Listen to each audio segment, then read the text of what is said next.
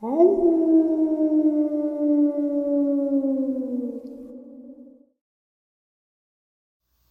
greetings and salutations, everyone. I hope everyone is doing well, and welcome to this early morning, middle of the night bonus upload. Before we jump on into it, a couple quick links. As many of you know, I rely on Patreon, PayPal, channel membership, and the merch to help the channel to continue to grow and go. Links to Patreon, PayPal, and channel membership is in the description below. Merch displayed directly under the video.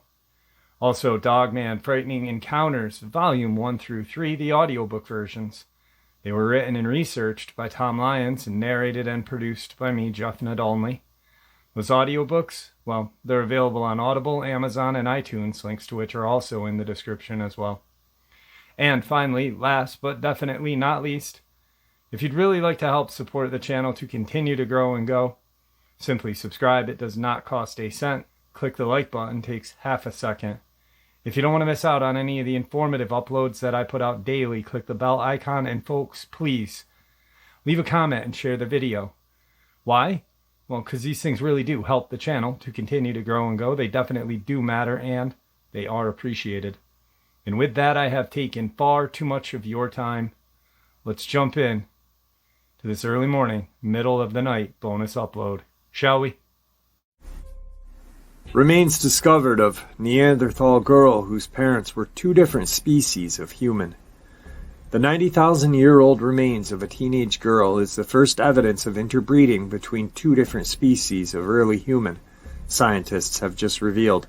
Remains discovered during an archaeological dig in Siberia have been confirmed as a hominin hybrid between Neanderthal and another sister species to Homo sapien, the Denisovians. The girl, known as Denisovia 11, was believed to be 13 years old when she died. Her remains were excavated from a cave in Siberia in 2012, among other Denisovian bones. Paleontologist Vivian Sloan, who made the discovery, initially believed she must have contaminated her sample, she told National Geographic. But after 6 separate tests, the find was confirmed. Ms. Sloan, whose team reported their findings in the journal Nature yesterday, said, "We knew from previous studies that Neanderthal and Denisovians must have occasionally had children together, but I never thought we would be so lucky as to actually find an offspring of the two groups. All evidence of Denisovians have come from the same Siberian cave where the hybrid girl was found in 2012. The girl's bone fragments were initially cast aside by archaeologists among a mass of other bones from the cave, including lion, bear, and hyena. It wasn't until Samantha Brown at the University of Oxford came to study them that she was found to be hominin, leading Miss Sloan to investigate. She added, "The finding of the first-generation Neanderthal Denisovian offspring among the small number of archaic specimen sequenced to date suggests that mixing between late Pleistocene hominin groups was common when they met. It is striking that we find this Neanderthal Denisovian child among the handful of ancient individuals whose genomes have been sequenced," added Svent Pabo, director of the Department of Evolutionary Genetics at the Leipzig Institute and lead author of the study. Neanderthal and Denisovians may not have had too many opportunities to meet, but when they did, they must have mated frequently. Much more so than we previously thought, Mr. Pebo said. Early woman. Homo neanderthalis are relatively recent human predecessors, ruling an area that covered Central Asia, Europe, and the south of England from around 100,000 to 40,000 BC, making them our closest relatives in the hominin family tree. They often had larger brains than Homo sapiens and were the first human species to make tools out of bone. It is believed that they were wiped out by the spread of Homo sapiens across the planet around 28,000 years ago. With only small pockets of the iconic caveman surviving, and interbreeding with Homo sapiens. This accounts for around 1 to 2% of Neanderthal genes in the DNA of European people. This newly discovered girl actually had a Denisovian father, not a Homo sapien. The first Denisovian DNA was only discovered in 2010 at the Denisovia cave in Siberia, Altai Mountains, and the sister species is believed to be an offshoot from the archaic hominin of 1 million years ago.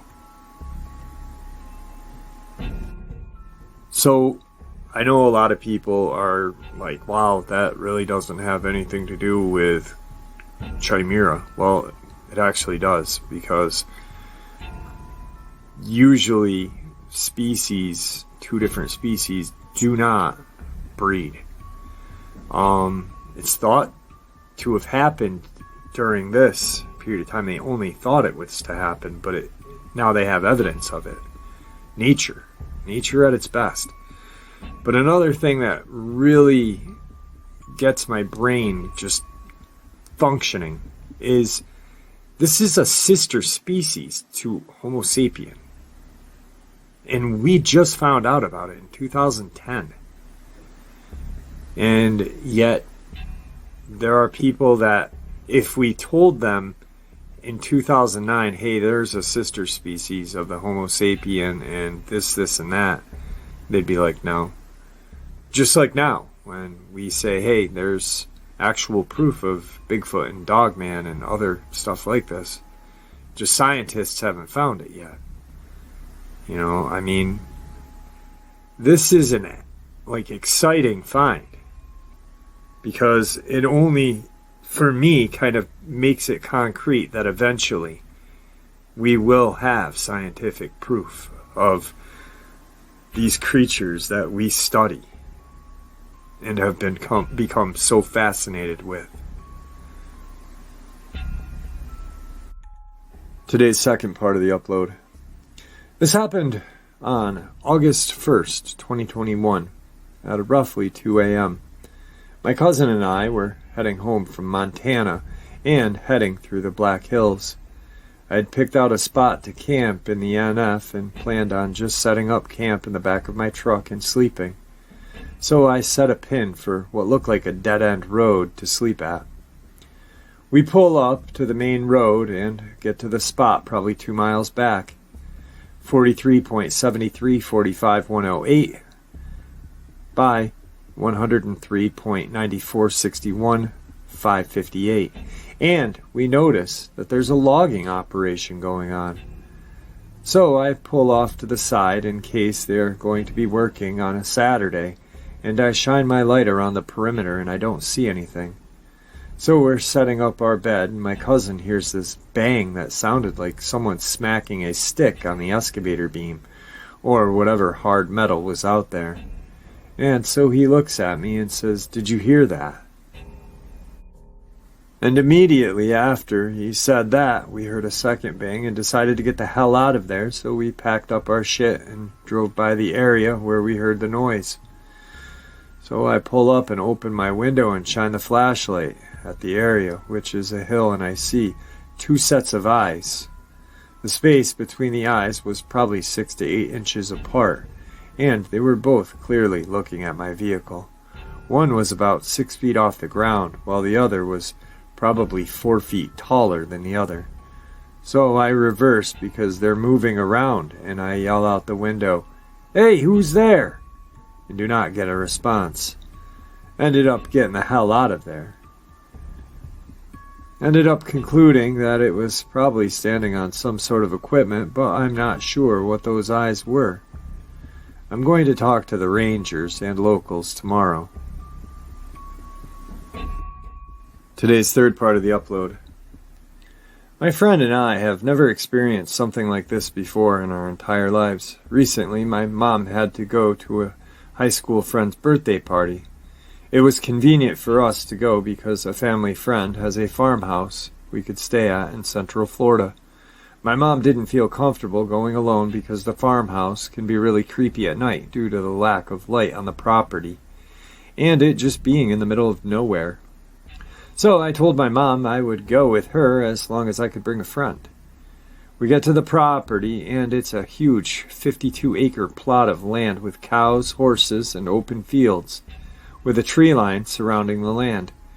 We look on the map to see exactly where we were, and saw we were right next to 2 Native American forests. We unpacked our stuff, and we were able to check out all of the property because the owner had golf cart type of ATV.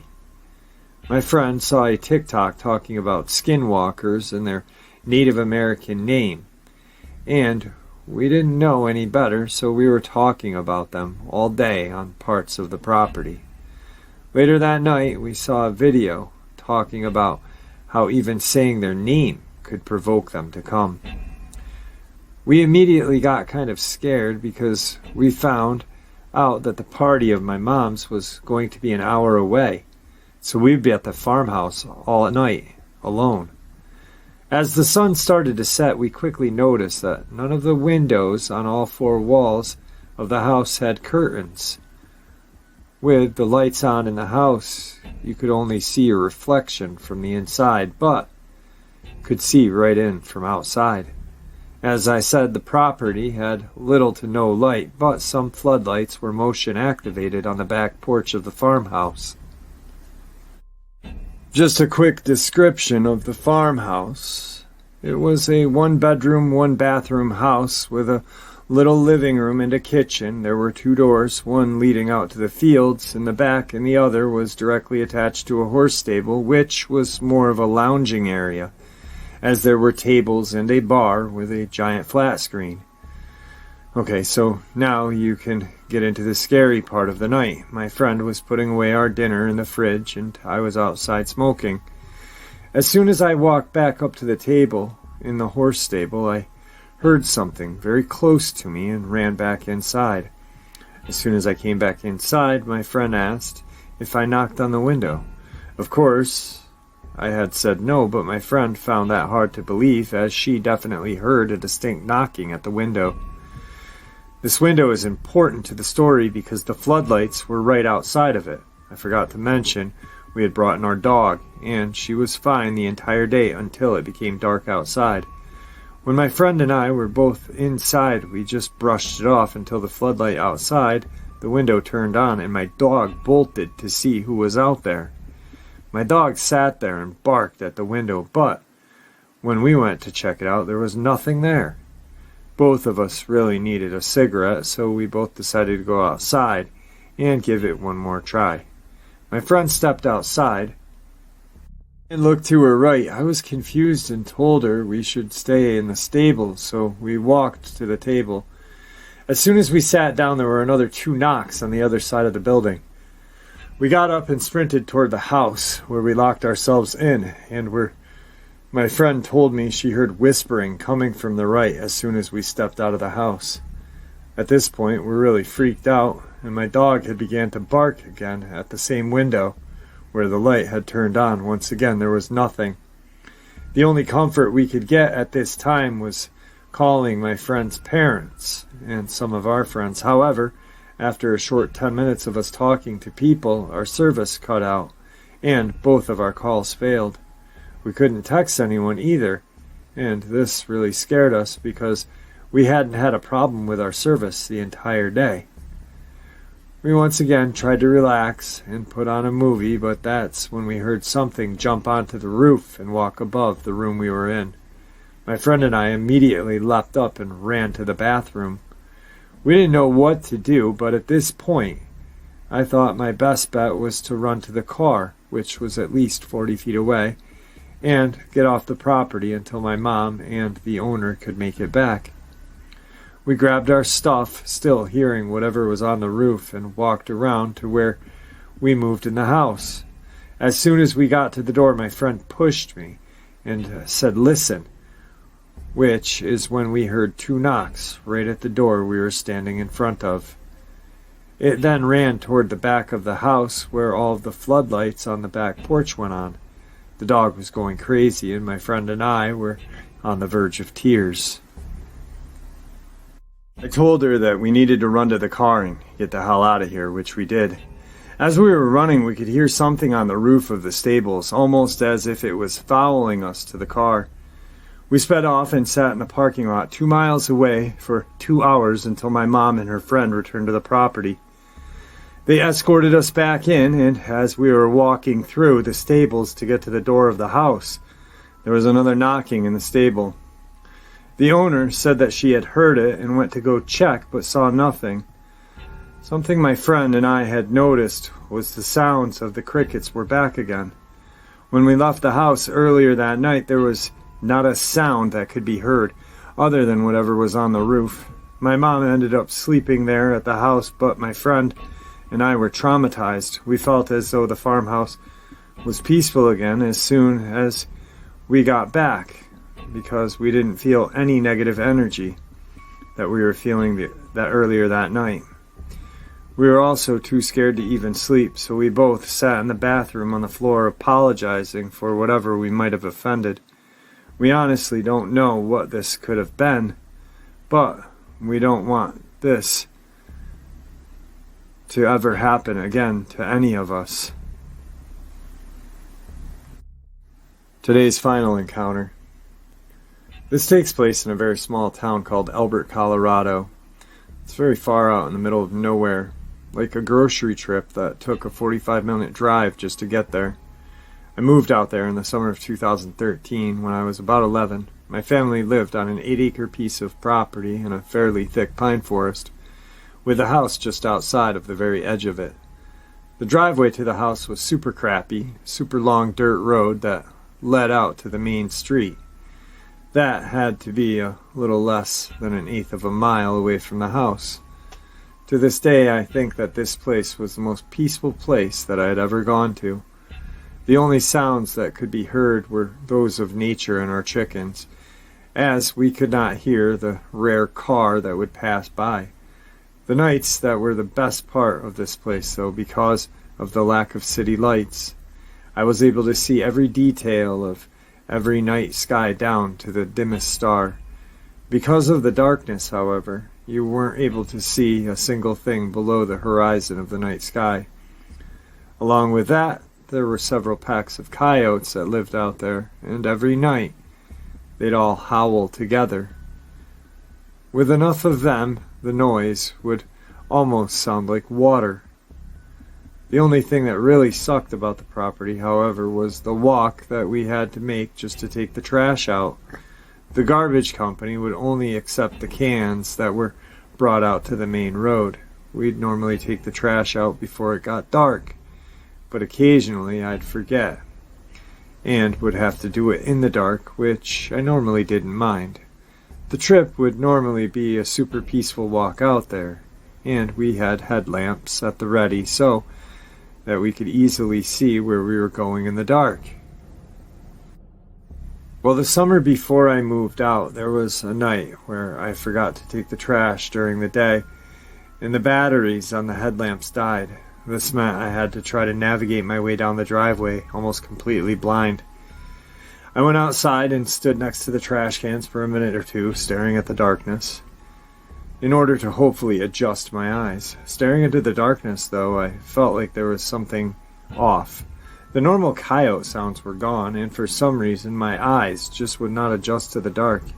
I kept staring into the abyss, looking for any signs that my eyes may adjust, but no luck. Then this terrible feeling tore through my chest. The best way I can describe it is that this darkness, this abyss that I was staring into, was staring back into me. I was frozen with fear. I knew that I was alone out there, but something told me that if I were to walk into the darkness, I would not be returning. I continued staring, almost unable to look away from the darkness for a long time before my mom came out to check on me. Her opening the door seemed to break me out of my trance, and I ran to her and cried. She looked at me, confused, and noticed that I still hadn't taken the trash out. After telling her about what I felt, she laughed a little and gave me some encouraging words, telling me that if there was anything out there, our dogs would surely have noticed by now. She then told me to come back in 10 minutes for ice cream. I turned back around and walked back to the trash can, shaking. I'd never been so scared in my life, and what of nothing? I chuckled to myself, realizing the absurdity of it. When I took my eyes back off the ground, the chuckle turned back into a cry. I realized that I wasn't scared of anything. I was terrified that there was something out there that I could not see, waiting for me to leave the light of the house lamp to attack. Then the coyotes started, and my eyes started to adjust. Whatever may have been out there was now gone, along with my fear. The tears stopped along with most of the fear, and I was able to start dragging the trash cans down. The walk was somewhat scary, though. I was able to let the sound of the coyotes distract me. By the time I got back to the house, I felt safe again, but I couldn't stop thinking about the abyss. While I lived at the house, that was probably my scariest encounter. There were other scary encounters while I was there, but the only one that could even slightly relate to the others takes place at my friend's house.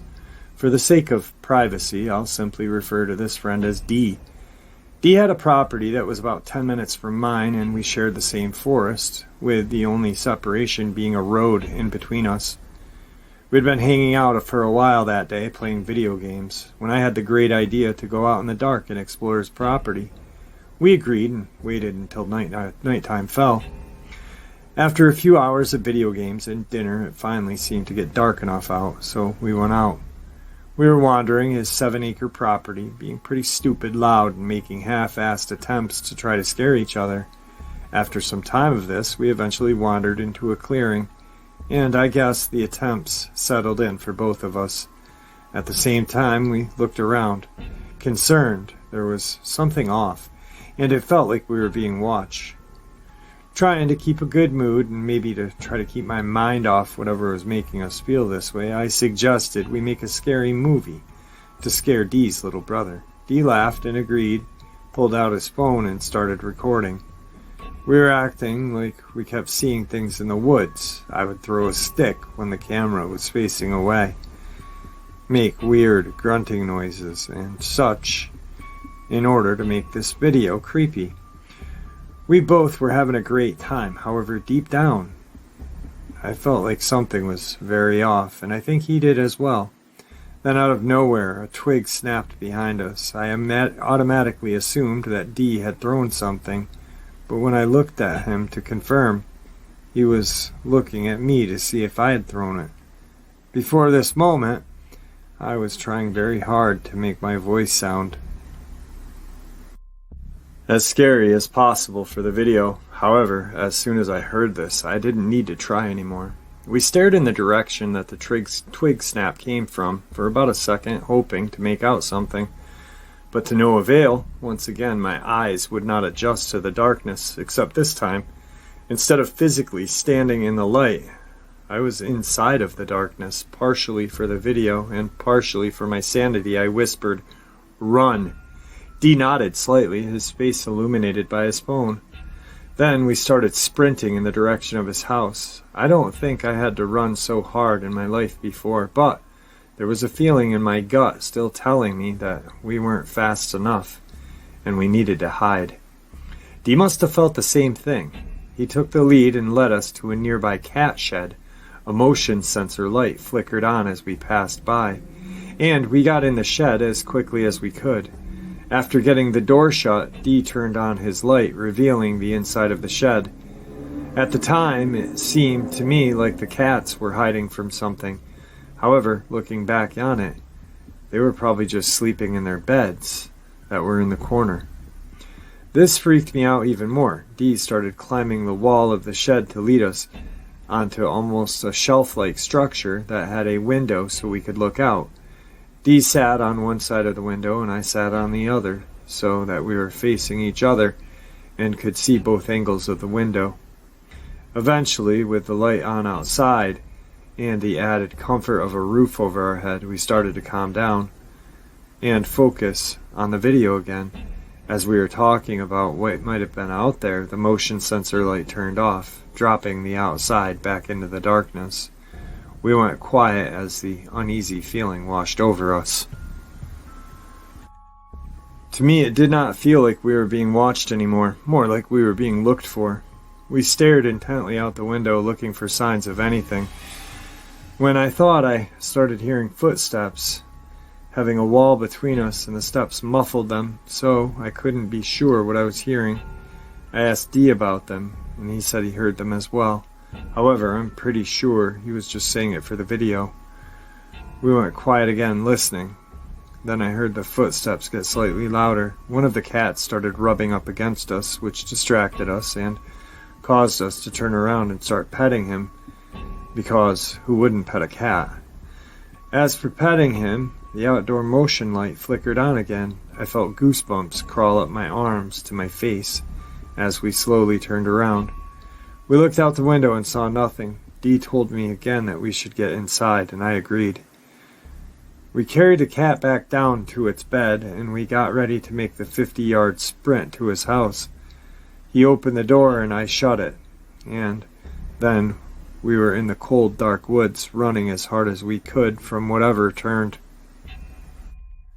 on that light. After what felt like forever sprinting, we finally got to Dee's front door, and we ran inside. We slammed his sliding glass door and didn't sleep until we saw the sun rising the next morning. Though these encounters were terrifying at the time, a lot of it can be easily explained by me just freaking myself out. There was nothing out there during the trash can story in Dee's house. We found raccoon prints the next morning outside the cat shed. None of these things ever stopped me from loving the woods, and within a week I was certain that I was just making things up. I continued loving the woods we lived in for the next year that we lived there, but eventually my family ended up moving out. My dad got a job offer in Minnesota, and it would improve our financial situation. And not to force my dad to a 2-hour commute every day, Minnesota, however, proved to be the worst place that I've ever lived, at least for the first year or two. After living in such a small town and adapting to my friend and Albert so much, I found it very hard to make friends in Minnesota. I was constantly thinking about my friends and the girlfriend I had left in Albert, and refused to work to make friends, and the people at my new school didn't particularly seem to like me. I would still talk to my friends in Albert, but almost every night we'd play video games and stuff with them, which was almost the only thing that seemed to make any sort of happiness in my life. With my mental health in the garbage and my lack of friends, my parents agreed to let me go out to Albert during the summer to visit my friends. After the first visit, my mental health was way better. I started opening up to other people at the new school as well, so my parents agreed to make an Albert trip annually as long as I planned them.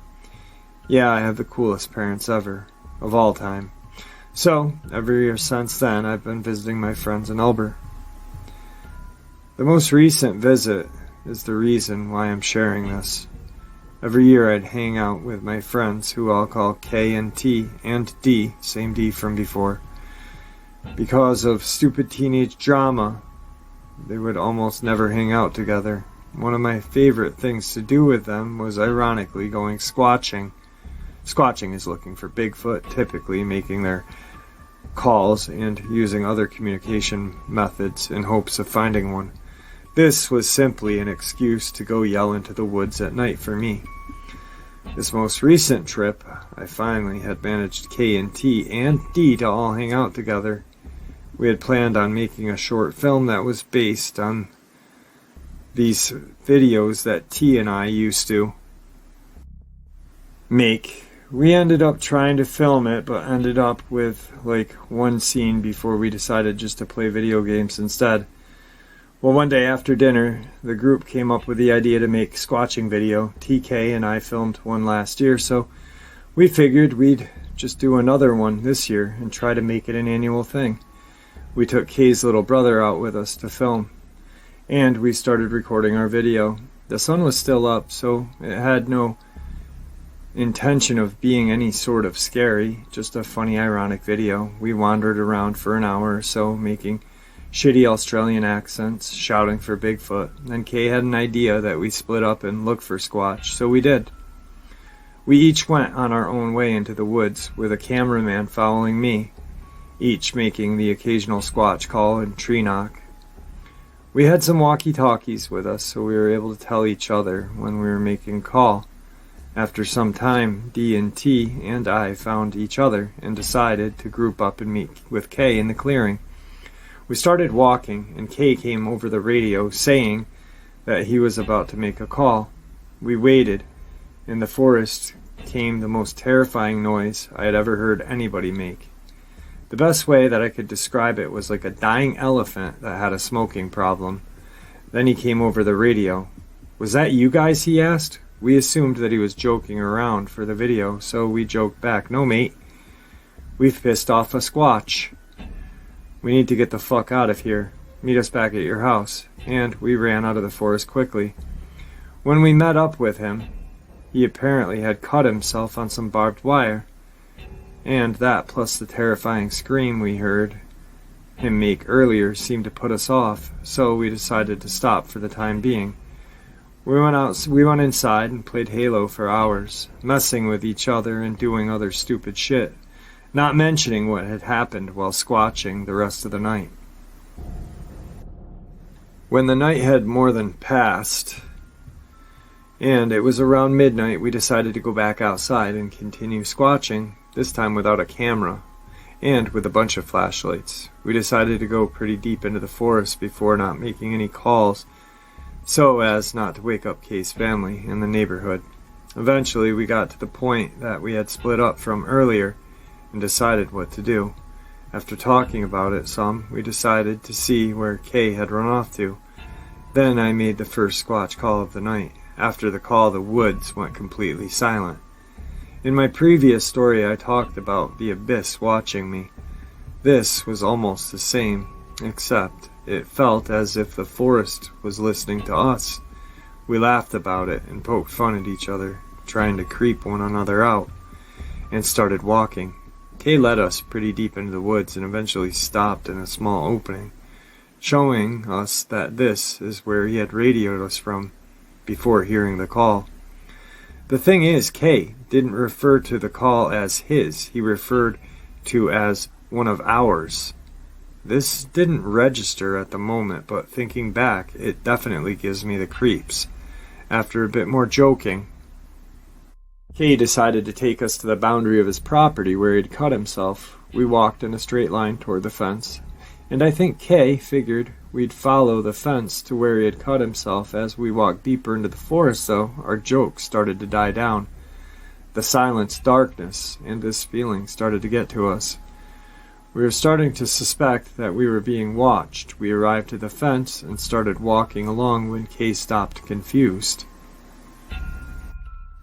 I looked at where his flashlight was pointing, and there was the fence. However, the fence was almost dented, if that makes any sense. It looked like something had come through and simply stepped on the fence with enough weight that the fence couldn't bring itself to its natural position. I shined my flashlight into the other property and asked Kay about it.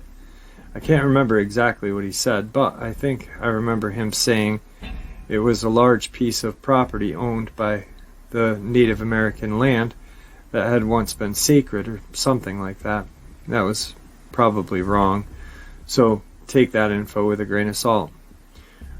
Our group looked at each other. "Let's go over there," I remember myself saying. Worst case scenario, we'd find whoever's property it is, and we can tell him about the broken gate. This was obviously not the worst case scenario, especially out in the country like this, but we continued anyway. After going through some more pretty heavy woods, we found a clearing, and then we felt something awful. The hair on back of all of our necks stood up at once, and we started hearing slight twig snaps in every direction. This was a massive change from the previous quiet forest that we had just been walking through. The hair on the back of all of our necks stood up at once, and we started to hear slight twig snaps in every direction. This was a massive change from the previous quiet forest that we had just been walking through. We quickly shined the lights in every which way, looking for anything that could have caused this fear, when Dee's light stopped on something. "Guys, do you see that?" We all shined our lights on the same spot he was looking at. I couldn't see anything at first, and I was just about to say nope when I made out what looked like the reflection of eyes. We each confirmed one by one, each of us starting to make out the eyes. Then we did something stupid. We started walking toward it. Maybe this was because there were 4 of us and 1 pair of eyes, or maybe it was how luring they looked, but every step we took, the more they faded out, until we couldn't see them anymore. Then we felt the hairs on the back of our necks stand up even more, as if pointing in the direction of something that did not approve of us being there. We stood back to back, making a square, as we felt the presence circling us. "Guys, we have to get out of there," one of the group said. We all nodded and waited. Then, when nighttime fell, we sprinted. We all ran as fast as we could, jumping over the fallen fence through the forest, and until eventually I saw the house. I heard the others run by me, hidden by the forest, when suddenly I stopped. "Ryan, help!" My heart sank. I had just heard the other 3 run past me, yet this was a perfect voice of Kay calling for help. I shoved the thought that this could be Kay out of my head after all. I had just heard all 3 of my friends run by me.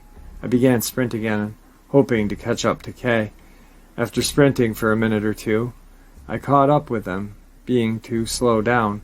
Almost at the house, I caught up with Kay and was about to talk to him when we both flinched backward, almost falling. Just to the right of us, there was a crashing thud of something that had just hit the ground. We quickly recovered and sprinted toward the door, urging the others on. When we finally got back to Kay's house, we slammed the door behind us and had to just rest, panting. When we all seemed to calm down, Kay asked what the hell happened out there. We all went around and shared what we saw. Dee said he saw the reflection of eyes, and more than what was just in the clearing. Kay said he saw the reflection of eyes in the clearing and heard 2 thuds that freaked us out. T said he might have seen eyes in the clearing and some yellow-red ones as we were closing the door. I stated what I had saw, but decided to leave out the voice.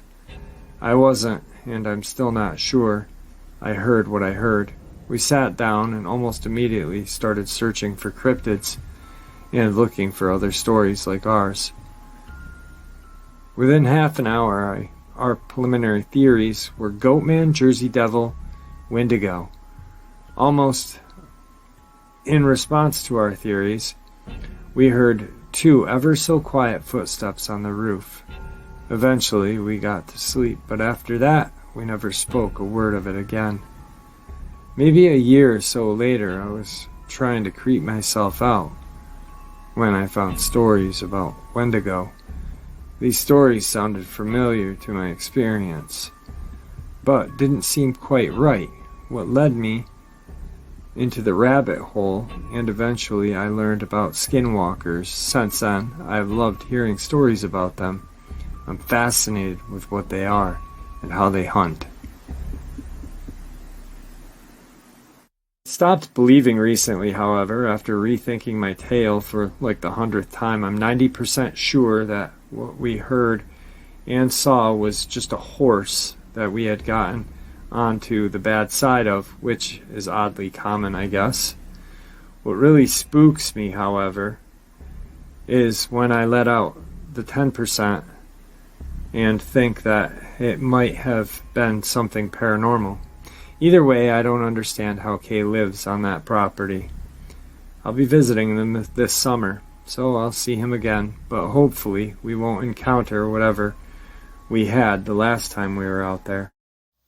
Alright folks, there you have it, this early morning, middle of the night bonus. I hope you all enjoyed it as much as I enjoyed sharing it with you. I'd like to thank you all for supporting the channel. It is, after all, your support that helps the channel to continue to grow and go, and what gives us all a place and a chance to share our experiences and theories judgment-free. Everyone is simply treated with the respect that we deserve. Please, everyone, stay safe, happy, healthy, and ever vigilant, keeping an eye on our children, pets, family, and our friends. These creatures are real. These events have happened. Share this information with those you love and care about, and it may just help save their lives someday. Until next time, never stop asking questions. Never stop searching for the truth, and God bless you all.